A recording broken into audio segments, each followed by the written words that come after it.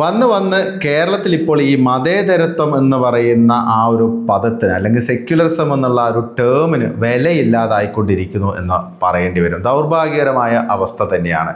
ശരിക്കും ഒരു കോമഡി പദമായിട്ട് ഇപ്പോൾ മതേതരത്വം കേരളത്തിൽ മാറിയിരിക്കുന്നു എന്നുള്ളതാണ് ഒരു വസ്തുത.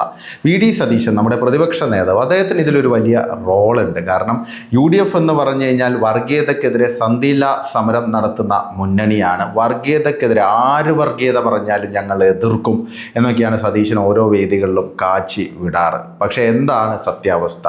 മതരാഷ്ട്രവാദികളായ ഹുക്കുമത്തെ ഇലാഹി സ്വപ്നം കാണുന്ന ഇന്ത്യയിൽ ഇസ്ലാമിക രാഷ്ട്രം സ്ഥാപിക്കാൻ നടക്കുന്ന ജമായത്തെ ഇസ്ലാമിയുടെ പൊളിറ്റിക്കൽ ഫോമായ വെൽഫെയർ പാർട്ടിയുടെ പിന്തുണ സ്വീകരിച്ചാണ് സതീശനും സതീശൻ്റെ പാർട്ടിയും സതീശൻ്റെ മുന്നണിയും ഈ നിയമസഭാ തെരഞ്ഞെടുപ്പിൽ മത്സരിക്കുന്നത്. നേരത്തെ തദ്ദേശ തെരഞ്ഞെടുപ്പിൽ നീക്കുപോക്കുകൾ ഉണ്ടായിരുന്നു. പലയിടത്തും വെൽഫെയർ പാർട്ടിയുടെ പ്രതിനിധികൾ UDFൻ്റെ ബാനറിൽ ജയിച്ചിട്ടുണ്ട്. തിരിച്ച് അവർക്ക് ഒരുപാട് വോട്ട് UDFന് വെൽഫെയർ പാർട്ടിയിൽ നിന്ന് ലഭിച്ചിട്ടുണ്ട്. അപ്പോൾ ഇതാണ് സാഹചര്യം. ഈ പറയുന്ന സതീശനാണ് മതേതരത്വത്തെക്കുറിച്ച് ക്ലാസ് എടുക്കുന്നത്. അതും ഓരോ വേദികളിലും ഇങ്ങനെ കൃത്യമായിട്ട് വികാര നിർഭരതയോടെ പറയുകയാണ്. UDF എന്ന് പറഞ്ഞാൽ വർഗീയതക്കെതിരെയുള്ള മുന്നണിയാണ്.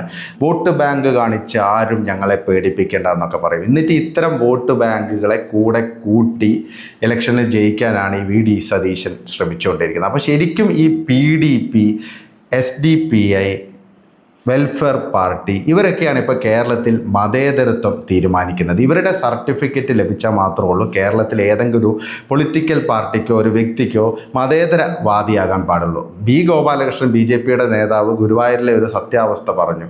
50 വർഷമായിട്ട് UDF, LDF 48% ഹിന്ദുക്കളുള്ള ഒരു മണ്ഡലത്തിൽ ഒരു സ്ഥാനാർത്ഥിയെ നിർത്തിയിട്ടില്ല, ഒരു ഹിന്ദു സ്ഥാനാർത്ഥിയെ നിർത്തിയിട്ടില്ല. അതിനെ നിങ്ങൾക്ക് എതിർക്കുക. അദ്ദേഹത്തിൻ്റെ ആ ഒരു പ്രസ്താവന വർഗീയമാണെന്ന് ചിന്തിക്കുന്നവരുണ്ടാവും. പക്ഷേ അതെല്ലാം ചിന്തിക്കുന്നവരും ഒരു വലിയ വിഭാഗമുണ്ട്. അപ്പോൾ സ്വാഭാവികമായിട്ടും ആ വ്യക്തിയെ ഗോപാലകൃഷ്ണൻ എന്ന് പറയുന്ന വ്യക്തിയെ കടന്നാക്രമിക്കുകയാണ്. മാധ്യമങ്ങൾ കടന്നാക്രമിക്കുന്നു, അദ്ദേഹത്തിനെതിരെ കേസെടുക്കുന്നു. എന്നാൽ ഇത്തരം വർഗീയവാദികൾ, അതായത് PDP, SDPI, വെൽഫെയർ പാർട്ടി, ഇവർക്കൊക്കെ ഫ്രീ റണ്ണാണ് കേരളത്തിൽ. ഇവരുടെ പിന്തുണയ്ക്ക് വേണ്ടി 2 മുന്നണികളും മത്സരിച്ചുകൊണ്ടിരിക്കുകയാണ്. പിണറായി വിജയൻ കഴിഞ്ഞ ദിവസം മുഖ്യമന്ത്രി പറഞ്ഞത് കേരളം എന്ന് പറയുന്നത് മതനിരപേക്ഷതയുടെ ഒരു വിളനിലമാണ്. ഇവിടെ BJPക്ക് ഒരിക്കലും വളരാൻ സാധിക്കില്ല.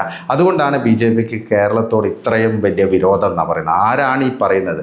പണ്ട് ജമായത്ത് ഇസ്ലാമിക്കൊപ്പമായിരുന്നു കൂട്ട്, ഇപ്പോൾ PDP ആണ് അവരുടെ പ്രധാനപ്പെട്ട ഒരു എന്ന് വേണമെങ്കിൽ നമുക്ക് പറയാൻ സാധിക്കും. കാരണം PDPയുടെ പിന്തുണ സ്വീകരിച്ചിരിക്കുകയാണ് LDF.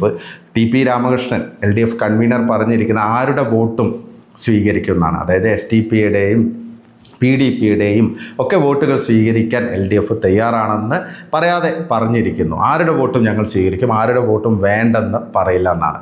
അതായത് ഓൾറെഡി PDP അബ്ദുൾ നാസർ മദനി ആരാണെന്ന് ഞാൻ പറയേണ്ട ആവശ്യമില്ല. മദനിയുടെ പൊളിറ്റിക്കൽ പാർട്ടിയായ മുസ്ലിം എക്സ്ട്രീമിസ്റ്റ് ഐഡിയോളജി കൊണ്ട് നടക്കുന്ന ആ പാർട്ടി എല്ലാ മണ്ഡലങ്ങളിലും LDFന് പിന്തുണയ്ക്കാൻ തീരുമാനമെടുത്തിരിക്കുകയാണ്.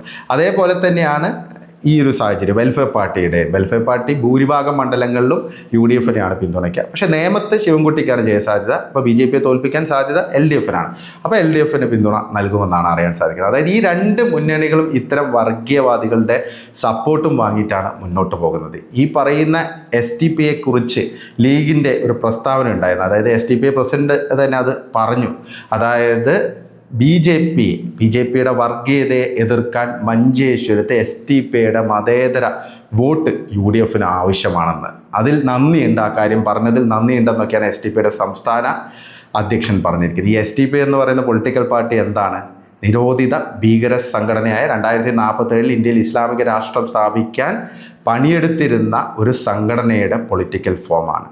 ഇത്തരം തീവ്ര വർഗീയവാദികളായ ഒരു സംഘടനയാണ് ഇപ്പോൾ വെളുപ്പിച്ചുകൊണ്ടിരിക്കുന്നത്. UDF ആണെങ്കിലും LDF ആണെങ്കിലും. ഈ SDPI 45 മണ്ഡലങ്ങളാണ് സ്ഥാനാർത്ഥികളെ നിർത്തിയിരിക്കുന്നത്. ഇപ്പോൾ മഞ്ചേശ്വരവുമായി ബന്ധപ്പെട്ടാണ് വലിയ പുകിൽ. സുരേന്ദ്രനും BJPയും SDPI ആയിട്ട് ഡീലുണ്ടാക്കി, അതുകൊണ്ടാണ് SDPI സ്ഥാനാർത്ഥിയെ നിർത്താൻ ശ്രമിക്കുന്നത് എന്നുള്ള ആ ഡീലും ആ രീതിയിലുള്ള കുറേ നെഗറ്റീവ് ഒക്കെയാണ് പുറത്തു വരുന്നത്. എന്ത് ഡീല്? ഒരു ഡീലും ഇല്ല. സത്യത്തിൽ SDPI ആരുമായിട്ടാണ് ഡീലുണ്ടാക്കിയിരിക്കുന്നതെന്നുള്ള എല്ലാവർക്കും അറിയാം. 45 മണ്ഡലങ്ങളിലാണ് SDPI മത്സരിക്കുന്നത്. UDF തന്നെ പറയുന്നു അത് LDFനെ സഹായിക്കാനാണ്. ഈ 45 മണ്ഡലങ്ങളിൽ ഭൂരിഭാഗം മണ്ഡലങ്ങളിലും UDFും LDFും ക്ലോസ് ഫൈറ്റ് നടക്കുന്ന സ്ഥലമാണ്. അപ്പോൾ ഇത്തവണ UDF ജയിക്കാൻ സാധ്യതയുള്ള പല മണ്ഡലങ്ങളുമാണ് SDPI മത്സരിക്കുന്നത്. അതായത് അവിടെ മുസ്ലിം വോട്ട് സ്പ്ലിറ്റ് ചെയ്ത് LDFനെ വിജയിപ്പിക്കുക. അതായത് ചെറിയ ഭൂരിപക്ഷത്തിന് UDF ജയിക്കുന്ന മണ്ഡലങ്ങളിലാണ് SDPI സ്ഥാനാർത്ഥികളെ രംഗത്തിറക്കിയിരിക്കുന്നതെന്നാണ് UDF പറയുന്നത്. അപ്പോൾ ഇതാണ് അവസ്ഥ.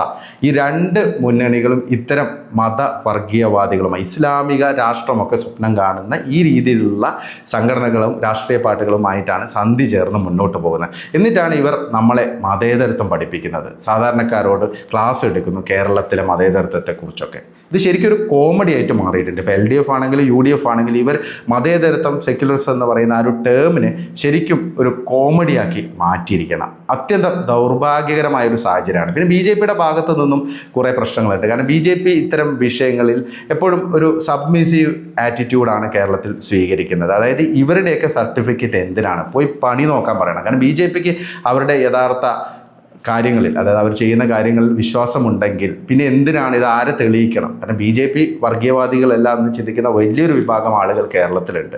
പിന്നെ എന്തിനാണ് ഈ പറയുന്ന SDPയുടെയും ജമായത്തെ ഇസ്ലാമിയുടെയും അതുകൂടാതെ ഈ PDPയുടെയൊക്കെ വീട്ടിൽ പോയി തിണ്ണനിരങ്ങി നടക്കുന്ന ആൾക്കാരുടെ സർട്ടിഫിക്കറ്റ് വാങ്ങാൻ നിൽക്കുന്നത്? പല ചാനലുകളിലും BJP ലീഡേഴ്സൊക്കെ ഈ സെക്യുലർ ക്രെഡൻഷ്യൽ കിട്ടാൻ വേണ്ടി മത്സരിക്കുന്ന കാണാം.